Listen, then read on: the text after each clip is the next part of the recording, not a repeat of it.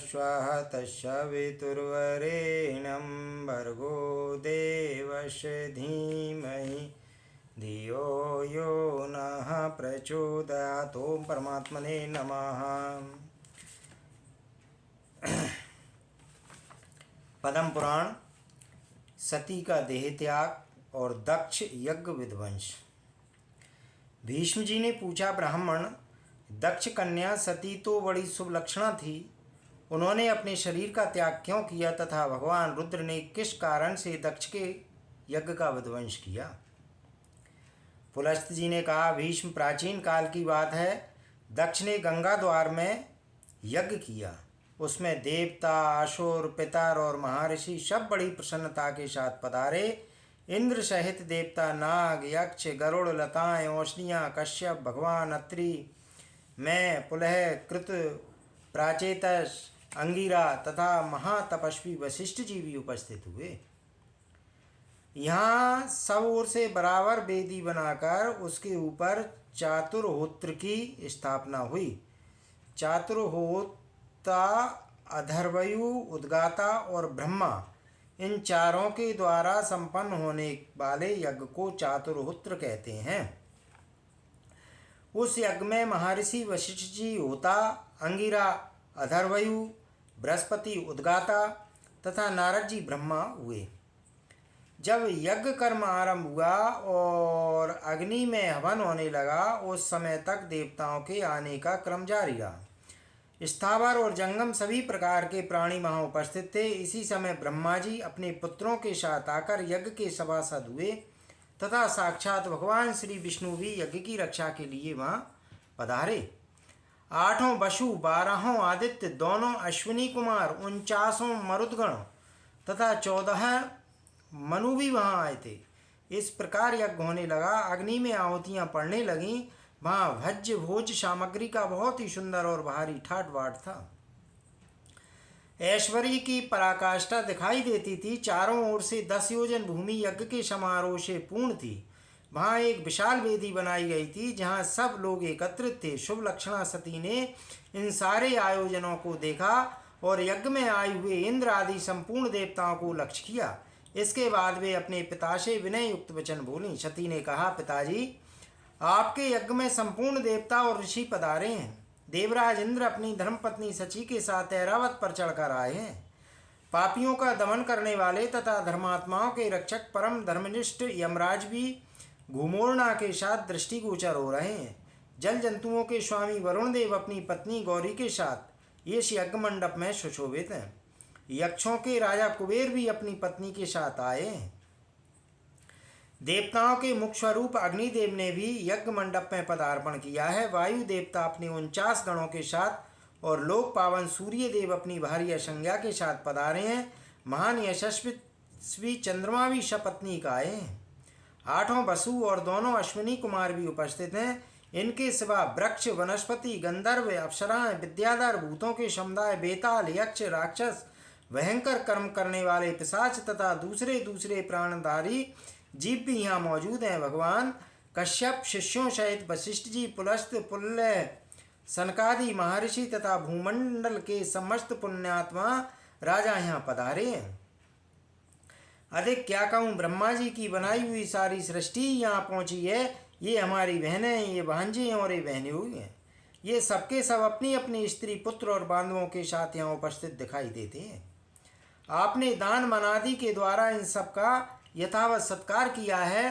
केवल मेरे पति भगवान शंकर ही इस यज्ञ मंडप में नहीं पधारे हैं। उनके बिना यह सारा आयोजन मुझे सूना सा ही जान पड़ता है। मैं समझती हूँ आपने मेरे पति को निमंत्रण नहीं किया है। निश्चय ही आप उन्हें भूल गए हैं। इसका क्या कारण है, मुझे सब बातें बतलाइए। पुलस्त जी ने कहते हैं कि प्रजापति दक्ष ने सती के वचन सुने। सती उन्हें प्राणों से भी बढ़कर प्रिय थीं। उन्होंने पति के स्नेह में डूबी हुई परम सौभाग्यवती पतिव्रता सती को गोद में बिठा लिया और गंभीर होकर कहा, बेटी सुनो, जिस कारण से आज मैंने तुम्हारे पति को निमंत्रित नहीं किया है वह सब ठीक ठाक बताता हूँ। वे अपने शरीर में राख लपेटे रहते हैं, त्रिशूल और दंड लिए नंग धड़ंगे सदा शमशान भूमि में ही विचरा करते हैं। व्याघ्र चर्म पहनते और हाथी का चमड़ा ओढ़ते हैं, कंधे पर नरमुंडों की माला और हाथ में खड़वांग, यही उनके आभूषण हैं। वे नागराज वासुकी को यज्ञोपवीत के रूप में धारण किए रहते हैं और इसी रूप में वे सदा इस पृथ्वी पर भ्रमण करते हैं। इसके सिवा और भी बहुत से घृणित कार्य तुम्हारे पति देवता करते रहते हैं। यह सब मेरे लिए बड़ी लज्जा की बात है। भला इन देवताओं के निकट वे इस अभद्र वेश में कैसे बैठ सकते हैं?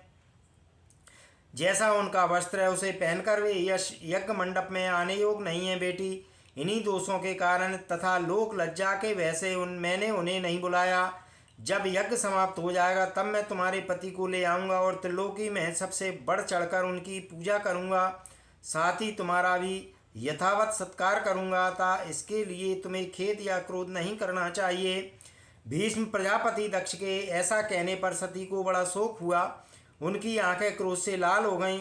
वे पिता की निंदा करते हुए बोली, तात भगवान शंकर ही संपूर्ण जगत के स्वामी हैं। वे ही सबसे श्रेष्ठ माने गए हैं। समस्त देवताओं को जो ये उत्तम उत्तम स्थान प्राप्त हुए हैं वे सब परम बुद्धिमान महादेव जी के ही दिए हुए हैं।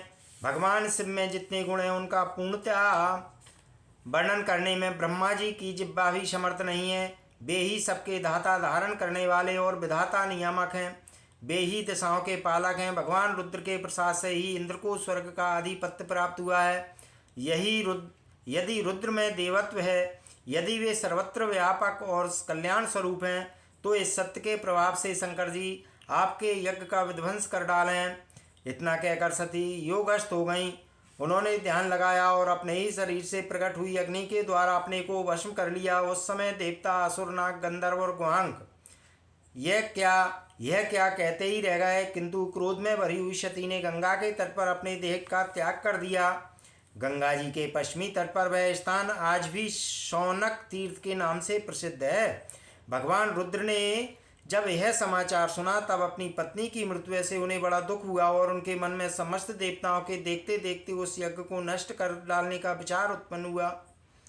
फिर तो उन्होंने दक्ष यज्ञ का विनाश करने के लिए करोड़ों गणों को आज्ञा दी। उनमें विनायक संबंधी ग्रह, भूत, प्रेत तथा पिशाच सब थे।